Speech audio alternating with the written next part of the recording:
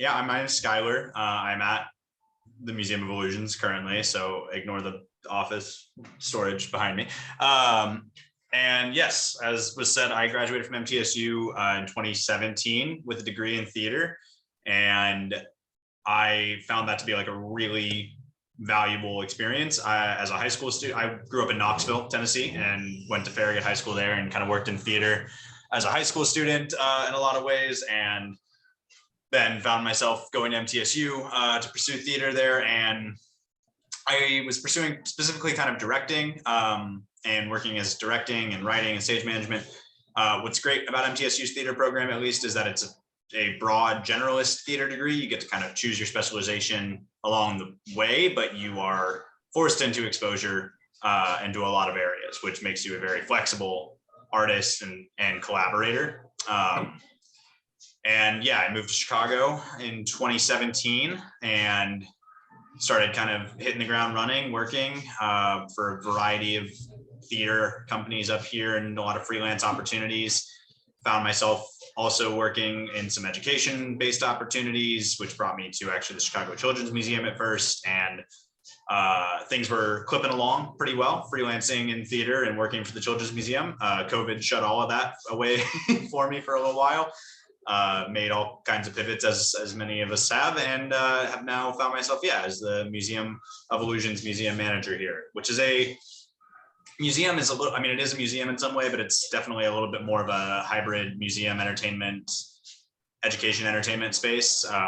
We encourage, we play music, we encourage photos, we want people to play and have fun and experience all kinds of things. So we're not, strictly speaking, like a history museum type of vibe where you kind of wander through and read a lot of things. We want people to kind of experience these illusions and sensations of illusions. So all that is to say, it's not really where I saw myself several years ago, but I've found all of that theater experience has been very, very applicable and very, very desirable to hiring managers, to companies and things of that nature. And I feel like it all really kind of helped put me on this sort of path here. So there were a couple of things I know that we wanted to hear specifically about, like collaboration and critical thinking, those kinds of skills. I always put collaboration as my most important number one go-to thing, anything and everything. As a theater artist, for me, the beauty of working in a theater is that you can't very well make a show on your own. You can, it's probably not great though. So it is an artistic discipline that requires collaboration. If you're a painter, you can do all of that entirely on your own, or a musician or anything like that. But creating a play requires collaboration. Also, I apologize if you guys can hear some museum noise off the other wall. So try to ignore it. I can't do anything about that. Anyway, so yeah, collaboration is the thing that I gained the most skill at. It's the thing I use every single day. It's the thing when people ask me what is my most desirable, not most desirable, my most effective skill set, it's all about collaboration. The beauty of working at MTSU as a theater artist or a theater student there is you are forced into the position of all your collaborators. You have to learn about costuming and lighting and stage management and sound and acting and directing and stage management. And so by the end of your time there, you're perfectly positioned to be an excellent collaborator because you better understand everybody you're collaborating with. It's really hard to work with everyone else on your team if you don't know why they're there. So that's the kind of thing that is applicable across anything and everything. There's, regardless if you're pursuing a career in live entertainment or not, you're going to be working in teams with people across whatever it is you're up to, or you'll be more effective at whatever it is you're after if you can if you can problem solve collaboratively, right? So that's definitely the thing that I've, of the kind of major points that we're looking at today that I find super applicable every day of my working life here. I feel like I just kind of shared a bunch real quick there. I'm happy to kind of go into more, but I wanted to see, I guess, if there were any questions about any of the things I just talked about so far. It's okay if not, no stress. I think we have one.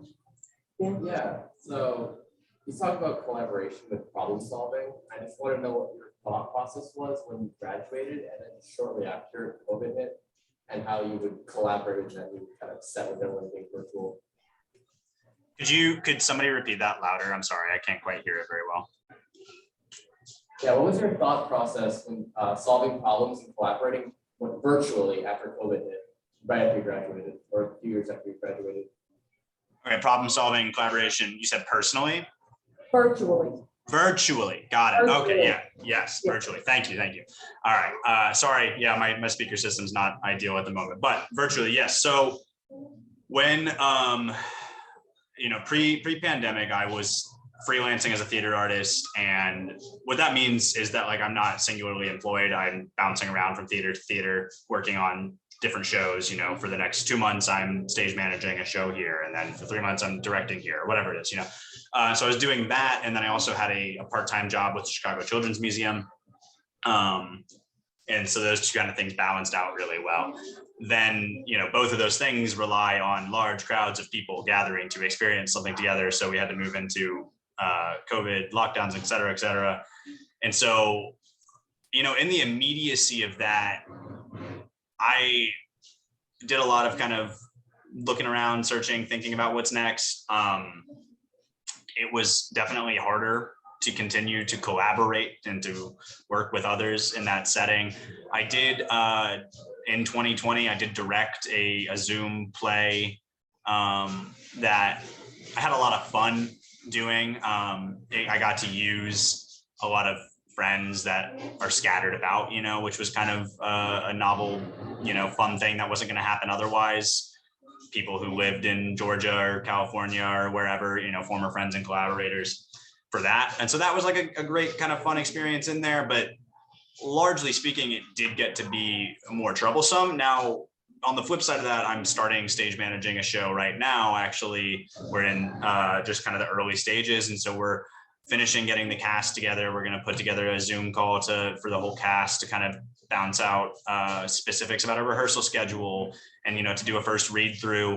It's a little easier for actually to just nail a read through down on a Zoom call than asking everybody to come out to whatever theater it is. And so kind of on the other side of all this, balancing those like things, not everything is going to be best served with a quick Zoom meeting, but sometimes it will.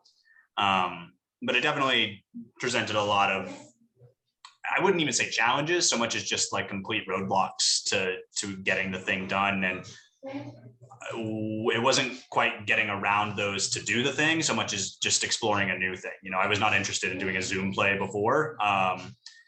That being said, would I do it going forward? Maybe, depending on the script and who I could work with. Okay. Any other questions?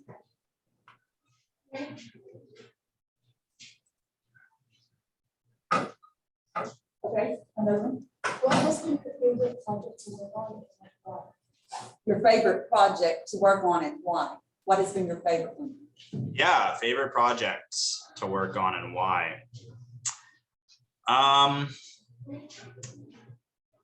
Yeah. A couple years ago, I was working for a touring theater for young audiences company. We would put together shows and tour them to schools, libraries, and daycares for ages like 5 to 12-year-olds, basically.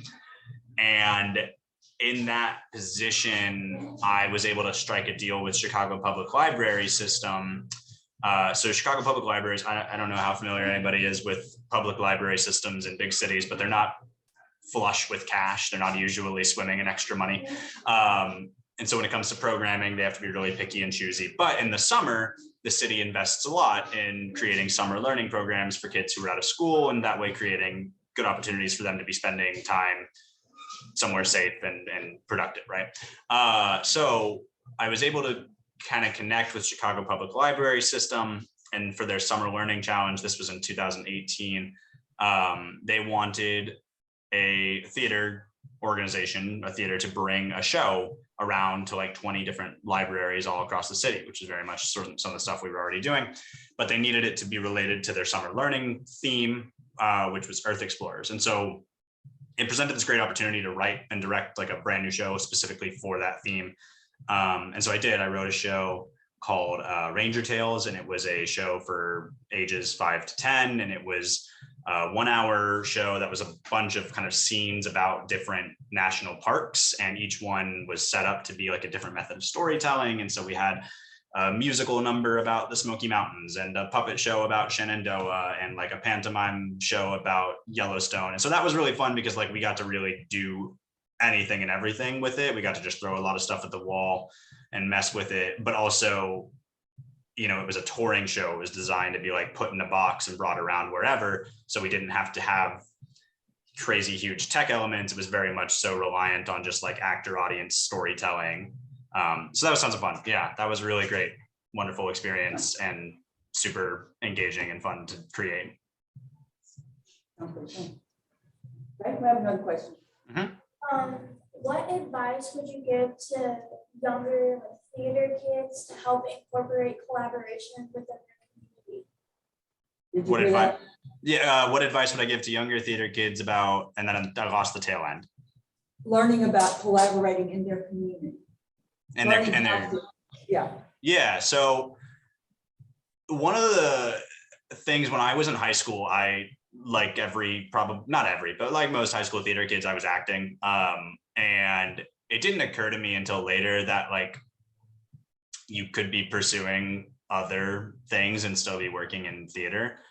And I had an opportunity my senior year of high school to direct a short 25-minute show, or write and direct a 25-minute show, which was the first directing opportunity I had. And it was very formative and valuable, and like opened my eyes completely to be like, oh, no, okay, cool. Acting's not the thing for me. It's never like filled me up this way.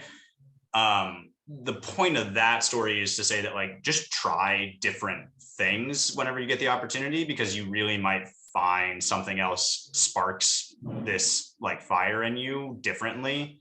Even if like, you know, you feel really passionately about acting, doesn't mean give it up, but you know, maybe if you find yourself, you try costume design once and like it really fills you up in a lot of ways. Now you can make yourself more talented in both of those regards, more versatile, more, you know, that way when you're out and working, you know, you might have a costume job, you might have an acting job, and kind of balance the two of them. Especially the small theater companies, they're always looking for kind of, you know, double, triple threats, but not specifically triple threat like, oh, I sing, act, dance. Like that's great, and you're probably going to be a very worthwhile acting, you know, auditionee. But if you're a triple threat in that like, oh yeah, I sew and I understand hanging and focusing lights, and I'm a strong actor, like those kinds of things make you a stronger collaborator, because you have more respect for your colleagues and a better understanding of what they're after. And it also makes you a better fit for the different types of roles you could find yourself in. Good advice. How about somebody else? Any other questions? Okay. Was theater your only like goal in college, or did you have like a minor as well? So I did a psychology minor, which I'll be completely honest, was never on a career path for me. I personally am interested in psychology. And so I took advantage of a minor as something that I felt just like personally interested in. I still to this day read psychology and anthropology books, more out of a kind of a hobby of interest. I was really actually very narrowly focused on a career in theater while I was in college, to the point at which, as like a junior, I wouldn't call it a fight, but I did get into a little bit of a disagreement with a professor who wanted me to kind of broaden my perspective of the possibilities of a career. And I was like, no, I will be working for a theater company. Thank you. And, you know, upon reflection, that professor was right. And it's not that I haven't worked for theater companies. It's just that I can get a lot of that same value and experience that I enjoy working for other companies and other things that aren't specifically producing theater. that being said, I did work for a mortgage lending company very briefly as a sales assistant, and it did not do it for me. I can't do that. Okay, so it's not to say that like it's always gonna work. What I discovered was the thing I love about working in theater is creating these like shared live experiences for people, and you can do that other places. And so if you kind of broaden your view, what it is about theater you love, as opposed to like, I like to make a play, like that's great, but why does it do that for you? You might be able to find that same value in other industries, which is how I found myself with this kind of museum entertainment space, and then I'm creating shared live experiences. So, but yeah, at the time I was very narrowly focused. And that is a good point for all the communities, I would say. They're broad. There are layers to how you can get involved in it. It's a lot of things, not just narrowly one little thing. So I think that's a very good example to be broad-minded about. So, well, I think that's our time. So Any other questions real quick before we let Skylar go? hey, y'all have anything to say? Thank you. Thanks, y'all. Skylar. Appreciate Yeah, you. absolutely.